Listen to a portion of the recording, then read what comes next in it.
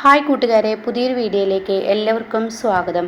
അങ്ങനെ പ്രണവ് പവിത്രൻ്റെ മുന്നിലോട്ട് ചെല്ലണം കേട്ടോ. എടാ എന്നും പറഞ്ഞിട്ട് ചെല്ലാണ്.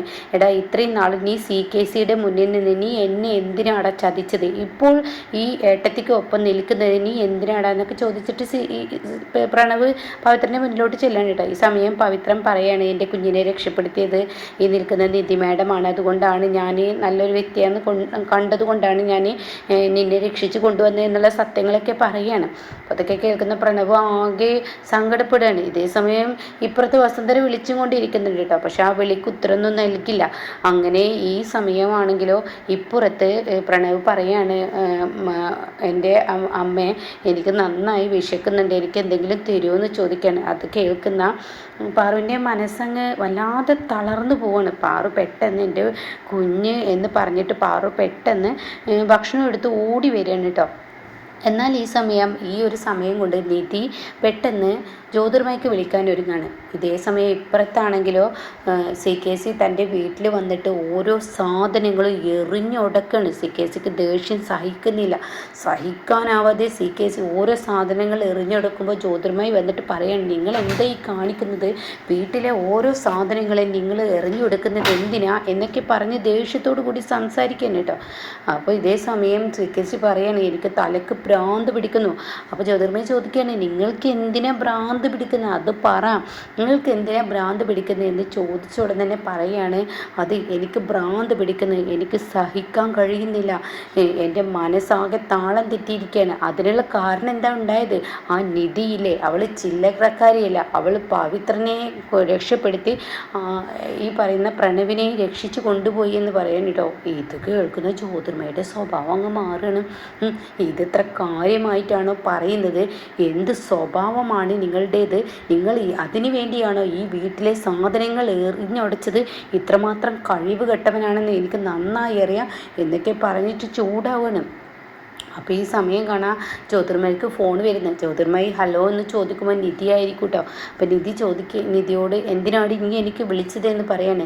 അപ്പോൾ ഉടൻ തന്നെ പറയാണ്, എല്ലാതും കഴിഞ്ഞോടി, നിൻ്റെ എല്ലാ അവസരങ്ങളും കഴിഞ്ഞു. ഇത്രയും നാളും നീ ശിവാനിയെയും പ്രണവിനെയും കൂട്ടിയോജിപ്പിച്ച് ഞങ്ങളുടെ കുടുംബം തകർക്കാൻ നോക്കിയതാണ്. എന്നാൽ നിന്നെ ഇനി ഞങ്ങൾ വെറുതെ വിടില്ല. ആ കുടുംബം തകർത്തതിനുള്ള ശിക്ഷയാണ് ഇനി നാളെ മുതൽ തരാൻ പോകുന്നത്. പ്രണവ് ഇപ്പോൾ എൻ്റെ കൈകളിലാണ്. ഇനി കോടതിക്ക് മുന്നിൽ നിനക്ക് ഉത്തരം പറയാനാവാതെ നീ പ്രതിസന്ധിയിൽ നിൽക്കേണ്ടി വരുമെന്ന് പറയാൻ കേട്ടോ. ഇത് കേൾക്കുന്ന ജ്യോതിർമയ്ക്ക് താങ്ങാൻ കഴിയുന്നില്ല. ജ്യോതിർമയ്ക്ക് ഒരുതരം ഭ്രാന്ത് പിടിച്ചതുപോലെ ആവുകയാണ്. അവിടെ കിടന്ന് ജ്യോതിർമയ ഇങ്ങനെ ഇതാവുകയാണ്. എന്നിട്ട് പറയാണ്, ഇത്രയും നാളും നിനക്കുള്ള ദിവസങ്ങളായിരുന്നെങ്കിൽ ഇനി എൻ്റേതായ ദിവസമാണ്. നിൻ്റെ കണ്ണിൽ നിന്ന് ഞാൻ കണ്ണുനീർ തുള്ളികൾ വീഴിപ്പിക്കുന്നത് ചോരത്തുള്ളികളായിട്ടായിരിക്കൂടി. ഇനി നീ എണ്ണി ഉത്തരം പറയടി, പ്രണവ് എനിക്കൊപ്പം എന്നിങ്ങനെ പറഞ്ഞിട്ട് നിധി ഫോൺ വെക്കാണ്. ഇതേ സമയം ജ്യോതിർമയ്ക്ക് വന്ന് ദേഷ്യം പിടിച്ച് ജ്യോതിർമയി തൻ്റെ ഫോണൊക്കെ എറിഞ്ഞുടക്കാണ്. നിങ്ങളൊരൊറ്റ മനുഷ്യനാണ് ഇത് ചെയ്തത്. നിങ്ങൾ അപ്പോൾ ആ സമയം അവൻ്റെ അടുത്തോട്ട് ഓടുന്നേരം ഗുണ്ടകൾക്ക് വിളിച്ച് കാര്യങ്ങൾ പറഞ്ഞ് അവനങ്ങ് തീർക്കണമായിരുന്നു.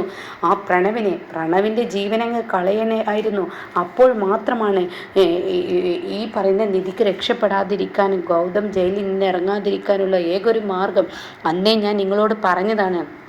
പ്രണവിൻ്റെ നേർക്ക് ഒരു കണ്ണ് വരുമ്പോൾ ഒന്ന് സൂക്ഷിക്കണമെന്ന്, പ്രണവിനെ ഇടിച്ച് പരുവമാക്കി ഒരു മുക്കിലിടുന്ന അവസ്ഥയിലോട്ട് എത്തിക്കണമെന്ന്.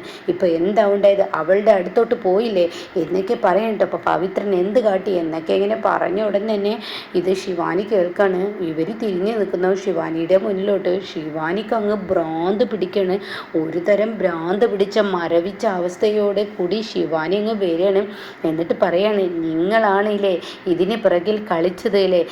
എന്നിട്ട് പോലും നിങ്ങൾ ഒരക്ഷരം എന്നോട് മിണ്ടാതെ ഇതെല്ലാം മറച്ചു വെച്ചിരിക്കുകയാണ് ഇല്ലേ ചെയ്തത്? ഇതങ്ങനെ വെറുതെ വിടാൻ ഞാൻ തയ്യാറല്ല എന്ന് ശിവാനി പറയാണ്. ഇത്രയും ദിവസം എൻ്റെ പ്രണവിനെ ഇഞ്ചിഞ്ചായി കൊന്നിട്ട് നിങ്ങൾ എൻ്റെ പ്രണവിനെ തട്ടിയിട്ടില്ലെന്നും പവിത്രൻ നിങ്ങളുടെ ആളാണെന്നും അറിഞ്ഞും കൊണ്ട് കളിക്കുകയായിരുന്നുല്ലേ എന്നൊക്കെ പറഞ്ഞ് അങ്ങ് ദേഷ്യപ്പെടുമ്പോൾ ഉടൻ തന്നെ ആകെ ഉത്തരം വിട്ടിട്ടോ.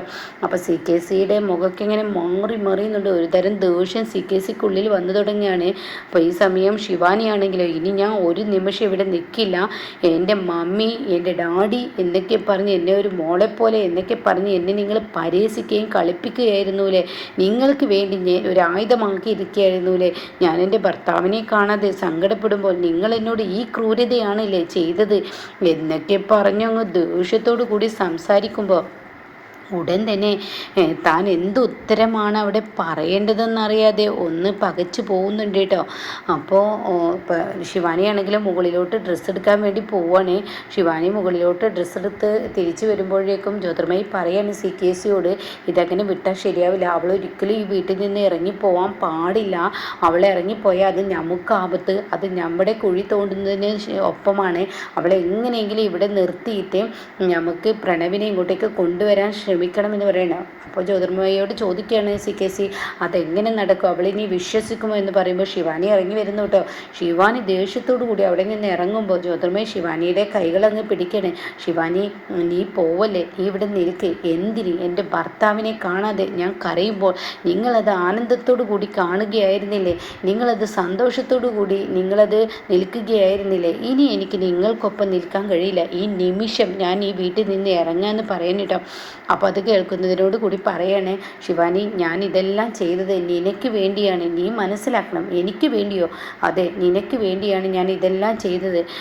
നിൻ്റെ പ്രണവിനെ അവരെ എങ്ങനെയും അവർ കുപ്പിയിലാക്കാനുള്ള കഴിവുണ്ട്, അതുകൊണ്ട് തന്നെ പ്രണവ് ഒരു മനസ്സുറപ്പില്ലാത്തവനാണ്, അതുകൊണ്ട് തന്നെ പ്രണവ് ഗൗതം പറയുന്ന വാക്കുകളിൽ വീഴും, അത് ഉറപ്പാണ്. ഈ പറയുന്ന ഏട്ടനെ ജീവന് തുല്യം സ്നേഹിച്ചവനാണ് പ്രണവ്. അപ്പോൾ അതുകൊണ്ട് തന്നെ പ്രണവ് എന്ത് ചെയ്യും, അവൻ്റെ ഏട്ടൻ ജയിലിലാവുന്നു എന്ന് കണ്ടു കഴിഞ്ഞാൽ അവൻ്റെ ഏട്ടനെ രക്ഷിക്കാൻ നോക്കും.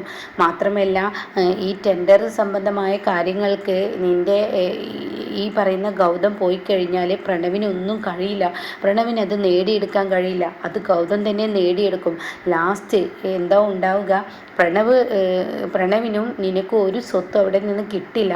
അപ്പോൾ അത് വിചാരിച്ചിട്ടാണ് ഞങ്ങൾ ഈ പണി ചെയ്തത്, അല്ലാതെ കണ്ട് നിന്നോട് പ്രണവിനോട് ദേഷ്യമുണ്ടായിട്ടില്ല. അപ്പോൾ ശിവാനി ചോദിക്കുക, എങ്കിൽ എൻ്റെ പ്രണവിനെ നിങ്ങൾ എന്തിനാ അവിടെ ഇട്ട് പീഡിപ്പിച്ചത്, അവനെ തല്ലി എന്നൊക്കെ നിങ്ങൾ പറഞ്ഞല്ലോ, അതിനൊരു കാരണമുണ്ട്, എന്ത് പറഞ്ഞിട്ടും പ്രണവ് വിശ്വസിക്കുന്നില്ല, അവൻ്റെ ഏട്ടനാണ് ഇതിന് പിറകിൽ കളിച്ചതെന്ന് പറഞ്ഞിട്ടാണ് അവനെ ഞങ്ങളൊരു ഗോഡൗണിലോട്ട് മാറ്റിയത്. പക്ഷെ അവനത് വിശ്വാസമായില്ല, എൻ്റെ ഏട്ടനും എൻ്റെ ഏട്ടത്തിയും ഒരിക്കലും എന്നെ തട്ടിക്കൊണ്ട് പോവില്ല, ടെൻഡർ സംബന്ധമായ കാര്യങ്ങൾക്ക് അത് ചെയ്യില്ല എന്നൊക്കെയാണ് അവൻ പറഞ്ഞത്. അപ്പോൾ അവനെ വിശ്വസിപ്പിക്കാൻ വേണ്ടിയാണ് ഞങ്ങൾ ഈ നാടകമൊക്കെ നടത്തിയത്. അതായത് അവൻ്റെ മുന്നിൽ നിധിയാണ് ഇത് വിളിക്കുന്നതെന്ന് പറഞ്ഞ് വരുത്തി തീർത്ത് അവൻ്റെ മുന്നിൽ അങ്ങനെയൊക്കെ കളിച്ചതാണ്.